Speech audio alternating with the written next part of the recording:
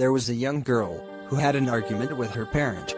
She wanted to go to a party with her friend, but her parents, who were very protected her, would not allow her to go.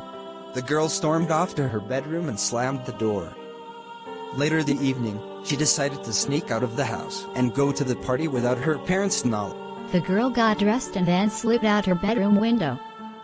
At the party, the girl met a guy who was a few years older than her. They talked for a while and she found him very attractive. He made her laugh. The guy was drunk heavily and, before long, he asked her if she would like to go to another party nearby. She happily accepted. As they left the party and walked out of the bar, the guy stumbled.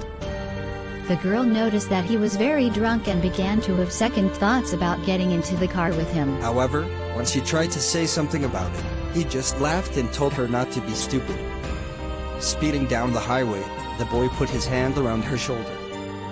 He didn't seem to be paying much attention to the road and his driving was reckless. She just asked him to slow down, but he ignored her. Suddenly, she was blinded by the flash of headlights. The guy accidentally swerved into oncoming traffic. She barely had a chance to scream before they crashed headlong into another car.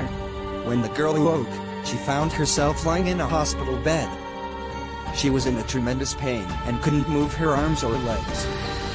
The nurse told her that she had been in a head-on collision.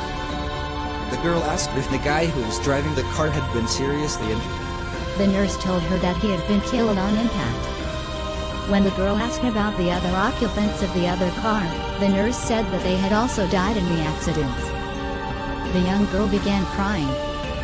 Her body was wrecked by pain and her soul was torn by guilt. She knew that death was near. Grasping the nurse by the hand, she begged the woman to give a message to her parents. Just tell them that, "I'm sorry," whispered the girl. "I'm sorry for having disobeyed them and tell them that I love them very much. Can you make sure you give them that message?" The nurse didn't reply. She just bowed her head and held the girl's hand. Within a minute, the girl was dead. A doctor who had been nearby came over and asked the nurse why she hadn't responded the girl's final wish. "I didn't know what to say," sighed the nurse. "I didn't want to tell her that."